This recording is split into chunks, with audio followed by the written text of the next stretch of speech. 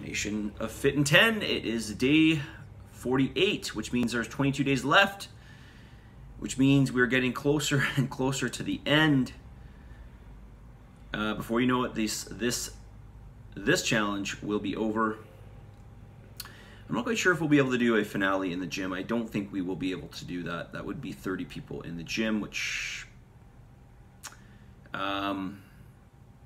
yeah, we probably won't do it, even though I think you're allowed to have gatherings up to 50 people now. Anyways, we probably won't do it. Maybe you can give me some insight. Anyways, it'd be nice to have everybody together, but maybe not the best idea quite yet. Okay, I should let you guys know, perhaps, because I don't know how many of you out there are feeling really hungry. I know I am.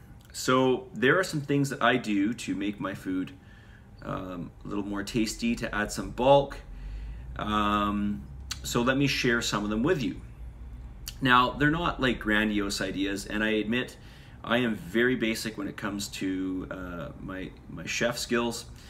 But here are some things that I do that can like really make a okay meal into a great meal. Okay, or at least add some bulk. Onion. So onion is super low calorie, and if you fry up some onion and you add it to some beef, or you add it in your omelets, I actually like to make like a mix together. So like a mix of egg and beef and onion, and then I add some spinach and I add some Brussels sprouts that are already baked. I think I posted something up about that the other day.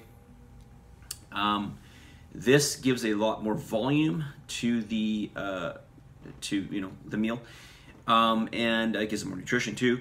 But it gives it more bulk, and quite honestly, it's more taste too. So these are things that you can incorporate. Of course, there's a lot more vegetables I could put in there that would assist in this, right? Okay, number two. And these aren't, I won't go through everything today, but I'll go through, more as we go on. Number two is making oatmeal with water. Now you might be like, well, how else do you make it? But I usually eat my oatmeal raw.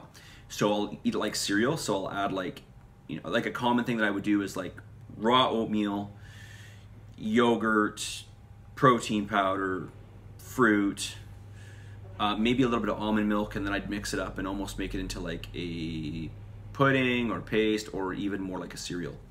Sometimes I don't have yogurt, sometimes I'll just do the almond milk in there. So okay, so I've added water to oatmeal, and like take 2 ounces of oatmeal and put it in a bowl. It's not very much, but then if you add about 5 times the amount of water and you cook it for about 4 minutes in the microwave, you get like this huge serving of oatmeal. It's not huge, but certainly a lot more, and it's way more filling. Okay.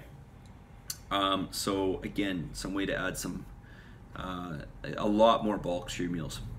Number three is popcorn. Now, popcorn is actually not something I will typically do, but you could make popcorn, add a little bit of coconut oil to it, and super low calorie and a lot of bulk. Okay, so there's sort of 3 ideas you could potentially add to your days. Okay, more on questions here, so let's do that. So here's a question. If we do our own cardio session, like a brisk 12-kilometer hike, does it count as one of 3 cardio sessions? Or are we still expected to do the 30 minutes of interval cardio session prescribed by the Fit in 10 plan? Okay, so my recommendation is that you never replace the cardio that I give you. However, in this case, if you're doing a 12-kilometer hike, which is probably going to take you 6 hours, and it may very well be uphill, I don't know, but a lot of hikes are typically up in the mountains, so I'm assuming maybe that you're doing that. Then on a day like that, that could definitely take care of your cardio. It's not the same cardio. That would burn more calories than your 30-minute HIIT session that I have you do. Okay, so in that case, yeah, I wouldn't worry about it. Okay, so, but the general rule is we don't replace it. Okay, But a 12 kilometer hike, I mean, that is 6 hours of low intensity cardio. That's, yeah, for sure. Like, you're gonna burn in that, you're gonna burn somebody of your stature, you know, if you're moving at a good pace, and then again, depending if it's uphill, you know, you're probably going to burn probably, well, 12 kilometers, right? So let's say 6 hours, 6 hours round trip. You're probably going to burn at least 1,200 calories. So that's a lot. You're not burning 1,200 calories during your cardio session. That's for sure, okay? So there you go. Next question here.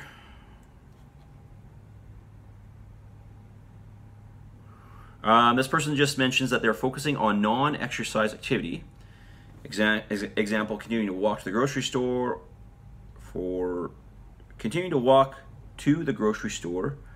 for small shops. Okay, I gotcha. Yes, this is great. Add in all the little things. 5-minute walking here, 5-minute walking there. When you add that up over many, you know, every day, multiple times per day, you're going to see a huge change, okay? That will add up a lot over the week, okay? If you do these little 5-minute excursions and you do 4 or 5 of them per day, there's all of a sudden 20 to 25 minutes, then you add that up for the week. You know, if you're doing this on a daily basis, you know, that's a lot of activity, okay? That will make a dent, okay? So yes, keep, this person's doing that, so I'm gonna recommend that you do that. I try to do that too. Like, if I go somewhere, I usually don't like parking my car where it's busy with cars, so I'll purposely park like at the back so my car doesn't get hit. But I also purposely do that so I can just walk a bit more. I mean, why not, right? An extra few hundred steps, why not? All right, question. If I'm planning a prolonged additional activity, such as a long hike, will my daily macros be enough? Okay, how am I doing for time? Well, you know what? I don't want to make this video too long, so I'll leave that one for tomorrow, okay? Great question, though. We'll get into it. Message of the day. What comes easy won't last, and what lasts won't come easy. Okay, so really just a reminder. You know, usually anything of any great measure takes a lot of effort. That's just the way it is. And a lot of effort is not easy, right? A little bit of effort is easy, especially, you know, I think probably the hardest thing is not necessarily an activity that's hard in and of itself, but it's the repetition of doing something that maybe you just don't want to do that much, right? That's the hard thing. It's the consistency. And as I've mentioned, and that's what I preach, that is the #1 reason why people fail with some sort of lifestyle change. I'm not going to call it a diet. I'm going to say a lifestyle change. They implement a lifestyle change and then they just cannot be consistent with it. And so maybe they can be consistent with it for a short period of time, but they can't be consistent with it for, you know, for an ongoing period.